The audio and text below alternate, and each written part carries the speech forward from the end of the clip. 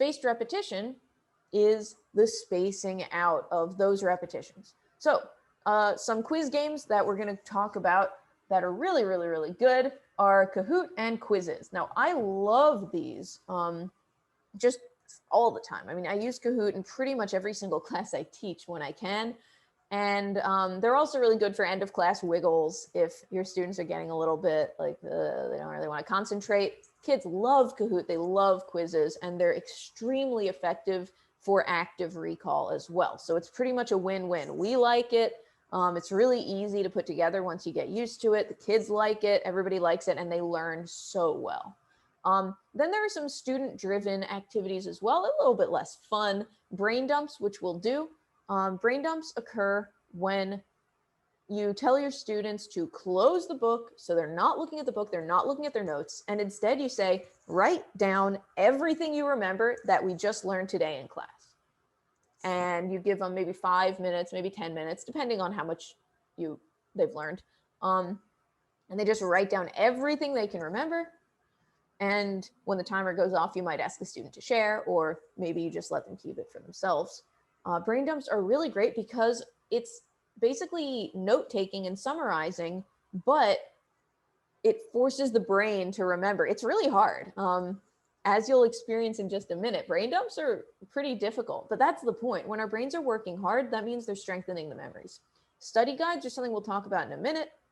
And personal plan or goal setting is also really useful. So just getting students to think about how are you going to use this? And these are all techniques that we are going to use together today. So you will really get to experience how your students experience it. All right, let's do it. We are going to do a Kahoot. This is a formative Kahoot, meaning we haven't learned a lot of this stuff yet. So this is what I like to do with my students, because making mistakes, as you probably know, is good for learning, but the science of the psychology behind it is there as well. There's been a lot of research that shows that making mistakes, or even seeing other people make mistakes too, helps us to focus and helps us to then get it right the next time. So I love to do this kind of Kahoot with my students when they haven't learned something yet. It's just so much more fun than having me stand here and lecture. And it really helps them learn. So I'm gonna do a preview of the Kahoot. This is something that you generally wanna have the students use a separate device for it if they have a phone or tablet, but they can also just use one computer and split the screen the way it is here as well. So I'll click on Classic, and it will then load up a game pin.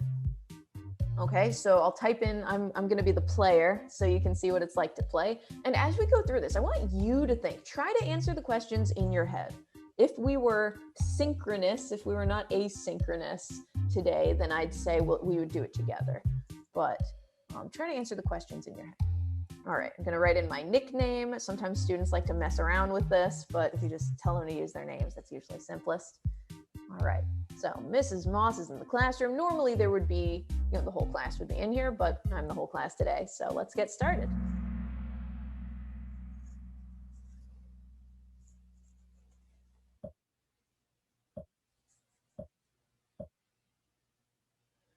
Which is the #1 best study technique?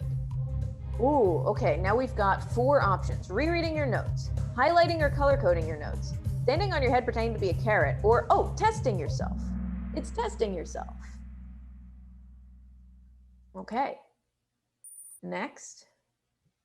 What is the best way to time your studying? Oh, probably spaced out. I think we talked about spaced out. So which of these is about spacing? Oh, study for 1 hour or less starting weeks before the test. That's it. Now, in real life, a Kahoot would usually be much slower paced than this. Since we don't have that much time together, I want to give you guys the fast version. Oh, we've got our scoreboard. That's always a hit as well. Oh, true or false? Rereading your notes 4 times is better than testing yourself once. That seems true. I think rereading your notes 4 times is probably good. What? It's false? Rereading your notes 4 times isn't better than testing yourself once? Well, that's crazy. Rereading your notes 4 times, that's so many times. Weird. Active recall helps us learn. It happens when we, is it read the textbook, eat Hot Pockets, color code our notes, or, it's remember something by answering a question or filling in a blank. Yeah, that's it.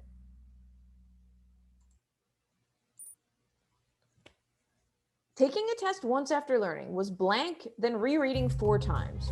I think it was better. Right, we learned that. So maybe 3% better or 20 or I don't know. Oh no, time's up. Okay, well, it looks like the answer was 20% better. What? Taking a test once after learning was 20% better than rereading 4 times? Wow, that's so surprising. It probably took less time to do it too.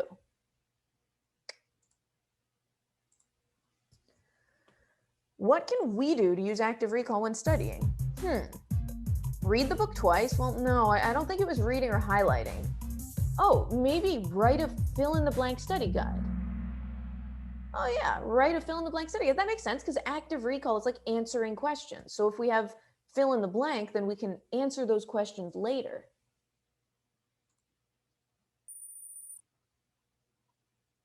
When should you test yourself? I don't know. Only 1 week after learning, only 1 week before the test, 2 days after learning. Well, that seems pretty good. Let's say 2 days after learning. What? It wasn't. It was a trick question. Immediately after learning, and then again the next day. So we should do it 2 days after learning, but we should also do it immediately after learning, and then 1 day after, too. I wonder why that is. I wonder why we have to test ourselves right after we learn something. It seems like, why do we have to do that?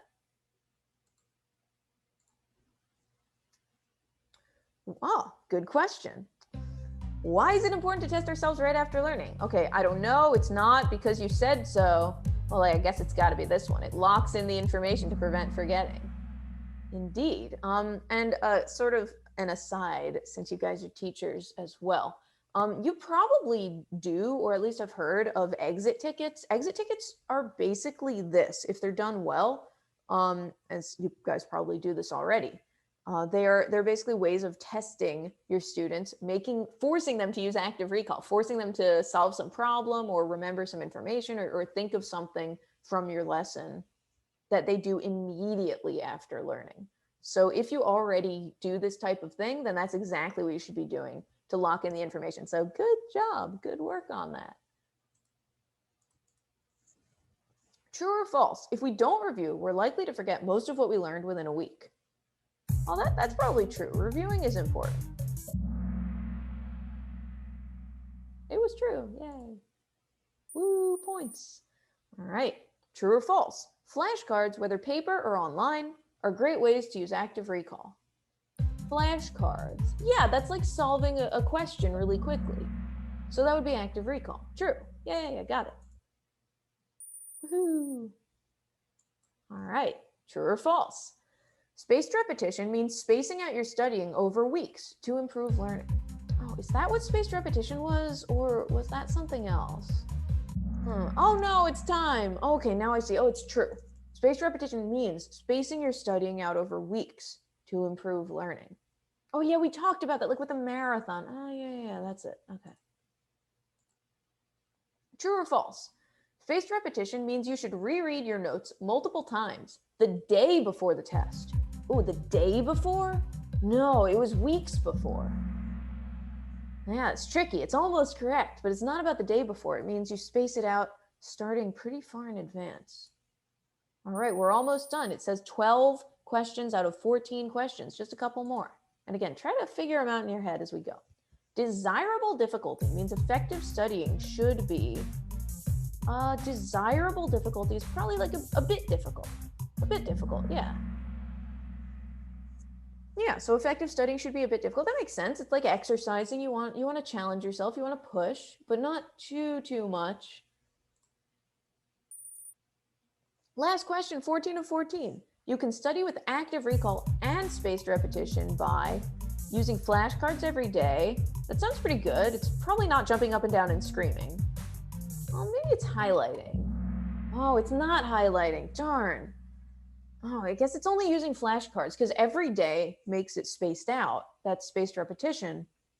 And then flashcards mean I have to think about what the answer is before I see it. So I guess with highlighting, it's not exactly active recall because I'm seeing the answers as I read. So I don't have to think of it first. So I guess with flashcards, you have to think about it and then you get to check your answer. So that's why that's active recall. All right, and then we get to our podium. First place, it's me. It doesn't say it yet, but yes. And again, of course, this is very exciting for all of the students. Hooray, and we congratulate them. All right, cool. So that's Kahoot. Some basic pros and cons of using Kahoot in the classroom, using Kahoot for tutoring as well. It has a lot of pros, as you can see, right? It's a great game for anywhere from 2 or more students. I've used it with classes of like 30. I've used it with classes of 2. So it's just really, really great no matter how many students you have. The homework assignment version is also good. And it's good for, well, for homework assignments, or if you're tutoring with one student, that's also really useful. It's super fun. Kids love it. Everybody loves it. And what I love about it is that you can gauge understanding and fix misconceptions in real time. So you saw occasionally I would let the time run out or I would get something wrong. And then the teacher, who is in this case also me, is able to solve that problem in real time, which is why I love it. I mean, worksheets, we can't do that, right? When we give a worksheet, we only notice that the student got things wrong when we are able to physically check it. With Kahoot, we can immediately tell, are people getting things wrong? And then we can immediately clear it up so that they can go and get the rest of it right. So it's just so great for doing that in real time. Another thing is there's lots of pre-made Kahoots. Now this one I made myself and it's so easy to do it yourself. But there's also lots of pre-made ones already. So if you want to work on anything that's pretty common, like maybe facts for July 4th or math stuff, anything that is reasonably common, there's so many pre-made already that you don't even have to do it yourself. Some of them are made by students though, so make sure that they're actually accurate and appropriate. One of the most important things is, of course, not only is it really fun, it's extremely effective active recall. The students have to think of the question. And as I said, usually a real Kahoot would be much, much slower than the one we just did. So students really do have time to think. And you can set how much time you want the students to have as well. So if you want them to have more time to think something over, you can just set that up. And a practical way to use it is it's a great way to turn a worksheet or even missed test questions into a fun game. So, you know, it's not very much fun when you say, oh my goodness, the students bombed this quiz.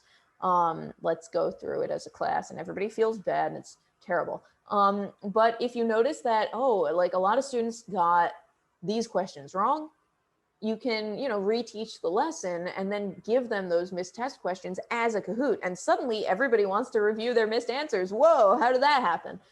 So I love that for tutoring as well as for classes of a larger size as well. Now, cons are that it can take a while, especially with a whole class. If you are dealing with a sketchy internet connection, sometimes it'll boot a student out of the game, but it'll then still wait for their response. So everybody just kind of ends up waiting for a long time, so it can take a while. It requires a fairly strong internet connection, and younger kids, in my experience, below 7th grade, tend to get a little confused about the technical aspect. So they might get confused about why they have to use their phone or a tablet or how to split the screen, and they just kind of get a little thrown off. So if you're in person, that's probably something you can deal with.